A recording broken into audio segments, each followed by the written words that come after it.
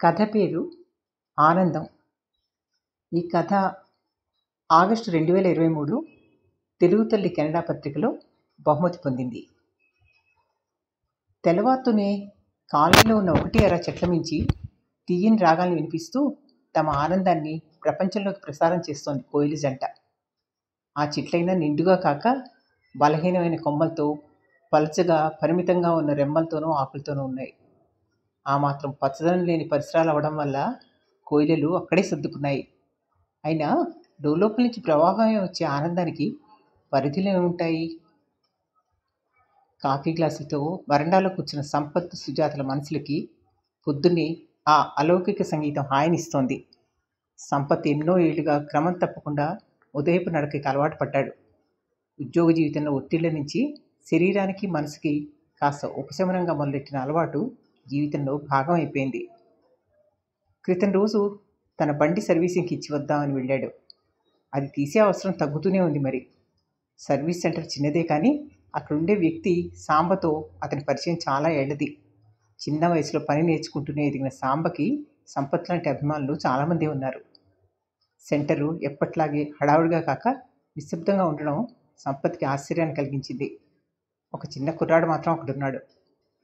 Samba sir ఇంకో 4 రోజుల వరకు రారు సార్. బండి ఇక్కడ పెట్టి వెళ్తానంటే వెళ్ళండి. ఏ ఏదైనా ఊరెళ్ళాడా? అతను ఊరెళ్ళినా మిగిలిన వాళ్ళంతా పనిచేస్తూనే ఉంటారు సాధారణంగా. లేదు సార్, వాళ్ళ అబ్బాయికి రోడ్డు యాక్సిడెంట్లో పెద్ద దెబ్బలు తగిలాయి. ఆసుపత్రిలో ఉన్నారు. అరే, ఏ ఆసుపత్రి?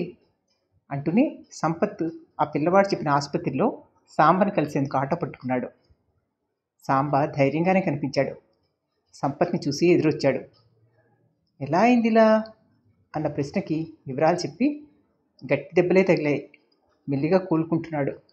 పర్వాలేదు సార్, ప్రాణం దక్కింది. నా భార్య నేను అదృష్టవంతులం. చక్కగా చదువుకుంటున్నాడు, బోలెడు భవిష్యత్తు ఉంది అంటూ ముగించాడు, కళ్ళని చెమర్చనీయకుండా. సరే, ఏదైనా అవసరం ఉంటే చెప్పు అని జేబులోంచి డబ్బు తీయబోతే వారించాడు. మీలాంటి వారి అభిమానమే సార్ మమ్మల్ని నిలబెట్టేది. ఇంత ధైర్యంగా ఉన్నానంటే అదే కారణం. రేపటి నుంచి సెంటర్ పనిచేస్తుంది. కుర్రాళ్ళని కూడా పల్లె వెళ్ళి రమ్మని బలవంతంగా సెలవిచ్చాను. పాపం వాళ్ళు భయపడిపోయారు ఇదంతా చూసి అన్నాడు అభిమానంగా దగ్గరికి వచ్చి. ఇంటికొచ్చి ఆటో దిగుతుంటే కాళ్ళు కలుక్కుమన్నాయి. ఇప్పుడు అలా అనిపించలేదు. ఈ బండి కూడా కాస్త రిపేర్కి వచ్చినట్టుందని తన గురించి అనుకుంటూ నెమ్మదిగా ఇంట్లోకి వచ్చాడు. ఒట్టి రిపేర్ కాదేమో ఈ వయసులో. తెల్లవారు నడుస్తుంటే నిన్నటి నొప్పి అలాగే ఉందనిపించింది. అప్పుడు అన్నాడు సుజాత్తో, ఇంకెన్నాళ్ళు నా ఉదయపు నడక సాగుతుందో, కాస్త ఇబ్బందిగా ఉంటుంది నడుస్తుంటే, కాళ్ళు మొరాయిస్తున్నాయి. మనం ఎంత హుషారుగా ఉన్నా వయసు పైన పడుతోందన్న స్పృహ శరీరానికి అలవోకగా వచ్చేస్తుంది అన్నాడు సంపత్ చిన్నగా నవ్వుతూ. ఆ మాటలు అనేప్పుడు ఆయన ముఖంలో ఒక ఇబ్బంది గమనించింది సుజాత. మనసు చివుక్కుమంది. మార్పు సహజమైన ఆ మాటలకి కొంచెం నిరుత్సాహపడింది. రోజువారీ జీవితం నడిచిపోతోందంటే వయసు గుర్తే రాదు. కానీ ఎన్నాళ్ళు ఇలా అన్నది ఎప్పుడూ ఆలోచించడం లేదు. జాగ్రత్త మరి అని ఊరుకుంది. ఆ రోజు సంపత్ నడకకి వెళ్ళలేదు. ఇంటికొచ్చిన వార్తాపత్రిక, ఆ తర్వాత ఇంటర్నెట్లో వార్తలు చదువుతూ గడిపేశాడు. సమయం సుదీర్ఘంగా తోచింది. స్నేహితులతో ఫోన్లో మాట్లాడాడు. సంపత్ అలవాటు తెలిసిన వాళ్ళు యథాలాపంగానే నడక పూర్తే వచ్చావా అంటూ పలకరించారు. వాళ్ళలో చాలామందికి అలవాటు లేదు. సంపత్ని చూసి ఒక్కోసారి అసూయగా ఉందన్నా తమ బద్ధకం వదులుచుకోలేని బలహీనతని ఒప్పుకునేవారు. సంపత్ నడక గురించి అందరూ తలో రకం వ్యాఖ్యానం చేశారు. ఇంకెన్నాళ్ళు నడుస్తావులే, అనవసరంగా కాళ్ళు విరగ్గొట్టుకోకు, కాస్త ఓపిక ఉంచుకో, మేము చూడు ఎప్పుడు దాని గురించి ఆలోచించలేదు తేలిగ్గా చెప్పేశారు. అమ్మయ్యా, బతికాం, ఇక ఇంట్లో ఉంటావు, పొద్దున్నే ఏదైనా మాట్లాడదామంటే దొరకవు కదా అని సంతోషించారు. సంపత్కి 2 రోజులు గడిచాక రోజు గడవడం భారంగా అనిపించింది. పొద్దున్నే లేచి రోడ్డు ఎక్కితే కనిపించిన వాళ్ళందరినీ పలకరించడం, ఇంటికి కావాల్సిన వస్తువులను తీసుకురావడం, ఏళ్లుగా అలవాటైన జీవితం సబ్దిగా అయిపోయింది. ముఖ్యమైనది ఏదో అకస్మాత్తుగా తన జీవితంలోంచి పక్కకి జారిపోయినట్టయింది. సుజాత గమనిస్తూనే ఉంది. ముభావంగా ఉన్న భర్తను చూసి ఆయనకి ఇష్టమైన దినచర్య మారిపోయిందని దిగులు పెట్టుకున్నారేమో అనుకుంది. భోజనం కూడా సరిగా చేయట్లేదనుకుంది. ఎప్పుడూ అందరి గురించి ఆలోచించే స్వభావం ఉన్న మనిషి. అప్పటికీ ఉండపట్టలేక తమ్ముడితో అనేసింది, బావగారు కాళ్ళు నొప్పులు అంటున్నారు, పొద్దున్నే ఇంటి పట్టునే ఉంటున్నారా, పాపం అలా కూర్చుంటున్నారు ఒక్కరే. బాధగా ఉంది. దానికి బాధ ఎందుకే, ఇన్నాళ్ళు నడిచారు, ఏదో కాలక్షేపం అయిపోయింది. ఎల్లకాలం ఎలా కుదురుతుంది? నేను చూడు, నీ మరదలు ఎంత పోరినా నా వల్ల కాదని ఖచ్చితంగా చెప్పేశాను. ఆఫీస్లో ఉన్న ఒత్తిడికి తోడు ఇలా ఈవిడ ఒత్తిడి తట్టుకోలేనని ఉద్యోగం మానేసి నడవమంటే నడుస్తానని చెప్పాను. అప్పటి నుంచి కాస్త సణుక్కున్నా నన్ను వదిలేసింది. మొదటి అంతస్తులో ఉన్న ఆఫీస్కి ఇంటికి కూడా లిఫ్ట్ ఎక్కుతానని గొడవ చేసింది. అప్పుడప్పుడు నన్ను నా అవతారాన్ని వేళాకోళం చేసింది. అవన్నీ పట్టించుకోనిలే. అసలు ఇక్కడ మా కొలీగ్స్ అతిగా చేస్తున్నారని నాకు కోపం వస్తుంటుంది కూడా. కాస్త సమయం దొరికితే ఆఫీస్లో 4వ అంతస్తులో ఉన్న జిమ్కి వెళ్ళి వర్కౌట్లు మొదలు పెడతారు. అది మెట్లెక్కి మరీను. ఇంకా మేము ఉండే కాలనీలో అయితే తెల్లారేసరికి జిమ్ నిండా మనుషులే. మరీ జనాలకి ఆరోగ్యం గురించిన స్పృహ ఎక్కువైపోయింది. అలా అని హాస్పిటల్స్ నడవట్లేదా అంటే బ్రహ్మాండంగా నడుస్తున్నాయి. మరి ఇంకేంటి, నన్ను చూడు, నేను శుభ్రంగా గుండులాగా ఉన్నాను. నవ్వుతూ చెప్తున్న తమ్ముడి మాటలకి సుజాత నవ్వేసింది. కానీ అతని ఆలోచన తీరు ఒప్పుకోలేకపోయింది. ఇప్పటి ప్రపంచం అంతా ఒక తీరుని ఆలోచిస్తుంటే ఇంకా ఉద్యోగ జీవితంలో ఉండి కూడా అతను అంత నిర్లక్ష్యంగా మాట్లాడుతున్నాడే అనుకుంది. తనంత వయసు వాడికి వస్తుంది. ఏముంటుంది, ఎలాంటి ఆరోగ్య సమస్యలు రాకూడదని తమ్ముడి కోసం కోరుకుంది. తోచనట్టున్న భర్తతో కాసేపు అలా బయటికి వెళ్ళండి అని చెప్దామన్నా ఆయన సమస్యను పట్టించుకోలేదని అనుకుంటారేమో, బాధ పెట్టినట్టు అవుతుందని సుజాత ఊరుకుంది. ఎవరినన్నా స్నేహితులను రమ్మందామన్నా తమ అవసరాన్ని పిలిచినా వాళ్ళకి వీలు కుదరాలి. అది రోజు సాధ్యం కాదు. కూతురు ఫోన్ చేస్తే అదే చెప్పింది. నాన్నకి ఫోన్ ఇవ్వమ్మా అంటూ తండ్రితో మాట్లాడింది. నాన్న, నువ్వు పొద్దున్నే నడకకు వెళ్ళట్లేదని దానికోసం భంగి పెట్టుకున్నావు ఉంటుంది అమ్మ. కమాన్ నాన్న, ఎన్నేళ్ళు నడుస్తావు, ఇంక చాలు, పెద్దవాడు అవుతున్నావు అని నీకు తెలియట్లేదేమో అని నీ శరీరమే చెప్తోంది. జాగ్రత్త నాన్న, ఇన్నేళ్ళు క్రమం తప్పకుండా పాటించిన మంచి అలవాట్లు మిమ్మల్ని ఆరోగ్యంగా ఉంచుతాయి. ఎక్కువ ఆలోచించకండి, హాయిగా అమ్మతో ఎక్కడికైనా వెళ్ళిరండి. తరచూ సినిమాలకి రెస్టారెంట్లకి వెళ్తుండండి, సరేనా? నా ఆఫీసు వేళయింది అంటూ ఫోన్ పెట్టేసింది. పొద్దున్న ఆరవకుండా ఇల్లు వదలడం వరకే సంపత్ చేతిలో ఉండేది. ఇల్లు చేరేలోపు బోలెడు వ్యవహారం నడిచేది. కాలనీలో పరిచయస్తులు కొందరు కాసేపు కలిసి నడిచి తమ పనులపైన వెళ్ళిపోయేవారు. ఆ రోడ్లు నెమ్మదిగా అలా నిద్ర మేల్కొంటూ క్రమంగా జనజీవనంతో వేగం పుంజుకోవటం సంపత్కి భలే సంతోషంగా ఉండేది. ఉద్యోగ విరమణ తర్వాత మరింత వెసులుబాటు దొరికింది.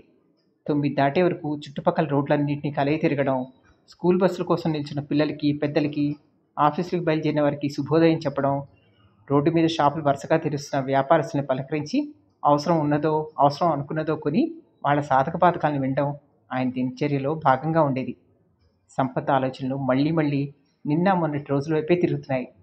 అవన్నీ అప్పుడే గతం అనుకుంటే మరింత దిగులేసింది. మధ్యాహ్నం భోజనం చేసి కూర్చుంటే ఫోన్. అవతల వైపు శ్రీను ఉత్సాహంగా ఫోన్ అందుకున్నాడు. హలో అంకుల్, వారం రోజులైనా కనపట్టలేదేంటి, ఒంట్లో కులాసే కదా అన్నాడు. సంపత్ ముఖం వికసించింది. బాగున్నాను శ్రీను, ఏంటి సంగతులు అన్నాడు. ఈ వారం రోజులుగా చాలా జరిగాయి అంకుల్. మా తమ్ముడు ఎంసెట్లో మంచి ర్యాంక్ తెచ్చుకున్నాడు. ఇంట్లో అందరూ హ్యాపీ. అనుకున్నట్టుగానే నా ఛాయ్ దుకాణం కొంచెం మెరుగు చేశాను అంకుల్. రేపు మీరు వచ్చి పొద్దున్నే రిబ్బన్ కత్తిరించాలి అన్నాడు. శ్రీను మాటలకి సంపత్ తప్పనిసరిగా వస్తానని మాటిచ్చాడు. పొద్దునే హుషారుగా తయారై బయలుదేరిన భర్తను చూసి మనసారా నవ్వింది సుజాత. రోడ్డు ఎక్కుతూనే కనిపించిన వాళ్ళంతా పలకరిస్తూ ఈ వారం రోజులు ఆయన్ని మిస్ అయిపోయామని చెప్తుంటే సంపత్ మహా సంతోషపడ్డాడు. ఈ పరిసరాలు తనవే అని, ఈ మనుషులంతా తనవాళ్లే అని గర్వపడ్డాడు. వారం రోజులుగా ఊపిరాడినట్టున్న భావన క్రమంగా కరిగిపోతోంది. చుట్టూ పరుచుకుంటున్న హడావిడిని చూస్తూ దానిలో తను ఒక భాగం అనుకున్నాడు. మనిషికి అవసరమైన అన్ని దైనందిన వ్యవహారాలు, కార్యకలాపాలు క్రమంగా రోడ్డెక్కుతున్నాయి. వేసవి సూర్యుడు మరింత చురుగ్గా కదులుతున్నాడు ఆకాశంలో. ఆ చైతన్యం తనలోకి ప్రసరింపచేసిన కొత్త శక్తిని మనసారా లోపలికి పీల్చుకున్నాడు. నడుస్తూ చుట్టూ చూస్తున్నాడు. ఎలా వదులుకోగలడు ఇదంతా? కుదరదు. కూతురు హెచ్చరిస్తుంది. హాయిగా సినిమాలకో షికారుకో వెళ్ళమంటుంది. పాపం, అది నాన్న మీద ప్రేమతో, నాన్న బాధపడితే చూడలేక చెప్పింది. స్నేహితులు హెచ్చరిస్తారు. వాళ్ళకి తనంటే బోల్డ్ ప్రేమే, కానీ తన మనసు అర్థం చేసుకోరు. ఒక్క సుజాత మాత్రం తనేమిటో తెలుసుకుంది. అది చాలు. ఒక వ్యక్తి జీవితం సక్రమంగా కొనసాగేందుకు చుట్టూ ఉన్న ఎందరూ ఎన్ని పరిస్థితులు అనుకూలించాలో కదా. ఆయన ఒక్కరిని పట్టించుకోం, అదంతా స్వంత తెలివనో, ప్రతిభనో, అదృష్టమనో వ్యాఖ్యానించుకుంటాం అనుకున్నాడు సంపత్ స్పష్టంగా. మందుల షాపు నడిపే హమీద్, ఆ పక్కనే ఉన్న చిన్న ఫ్యాన్సీ షాపు, దాని ముందు తోపుడు బండిలో కూరగాయలు అమ్ముకునే వయసు మళ్ళిన జంట, కాస్త ఎడంగా పెద్దమ్మ స్వీట్లంటూ ఆకర్షించే మిఠాయి దుకాణం, అన్నీ అందరూ తనకు ఆత్మీయమైనవే. పెద్ద కుటుంబ బాధ్యత మోసిన హమీద్ కాలనీలో ఎవరికి ఏ మందు కావాలన్నా చిన్న మోపెడ్ మీద వచ్చి మందులు స్వయంగా అందిస్తాడు. ఎండైనా వానైనా పట్టించుకోడు. అదిగో ఆ కూరగాయలమ్మి తనని చూసి నవ్వి, 2 మునక్కాయలన్నా కొను, ఈరోజు ఇంకా బేరమే రాలేదు అంటుంది. తన మనవరాల్ని ఫ్యాన్సీ కొట్లో పెట్టానని, సాయంత్రం తాము బేరం చూసుకుని ఇంటికి వెళ్ళేటప్పుడు తీసుకెళ్ళిపోతామని చెప్తోంది. మరి మనవరాలు చదువు అంటే, చదివిస్తున్నాం బాబు, మీలాటోళ్ళు మంచి మనసున్నోళ్ళు సాయం చేస్తున్నారు, మీ అందరి రుణాలు ఎట్టా తీర్చుకుంటానో అంటుంది. మరి కాస్త మాట్లాడితే కన్నీళ్ళు ఎట్టుకుంటుందని భయం సంపత్కి. వీళ్ళంతా ఎలా ఉన్నారో తనకు కావాలి. చుట్టూ ఉన్న ప్రపంచం తనదే, అచ్చంగా తనదే. వీళ్ళంతా తనకిచ్చే బలం మరి ఇంకేదీ ఇవ్వలేదు, ఇంకెవరూ ఇవ్వలేరు. జీవితం పట్ల కొత్త ఉత్సాహం ఏదో ఆవహించింది అతన్ని. కాలనీలో దొరికిన కొద్దిపాటి ఆకుపచ్చ ప్రపంచంలోంచి కమ్మగా పాడుతూ తాదాత్మ్యతని కలిగించే కోకిల జంట అప్రయత్నంగా జ్ఞాపకం వచ్చింది. అంత పెద్ద యాక్సిడెంట్ అయినా పిల్లవాడు కోలుకుంటున్నాడని సాంబ సంబరపడ్డాడు. ఇది కదా చూడవలసింది. ఇదివరకట్లా సాధ్యం కాకపోయినా కొంచెం సేపైనా రోజు బయటకొచ్చి లోకంతో తన బాంధవ్యాన్ని కొనసాగించాలనుకున్నాడు సంపత్. తనదైన ప్రపంచాన్ని, శ్వాసని దూరం చేసుకోదలుచుకోలేదు. దూరంగా షాపును అలంకరించిన శ్రీను తన కోసం ఎదురు చూస్తుండడం కనిపించి దృఢంగా అడుగులు వేశాడు.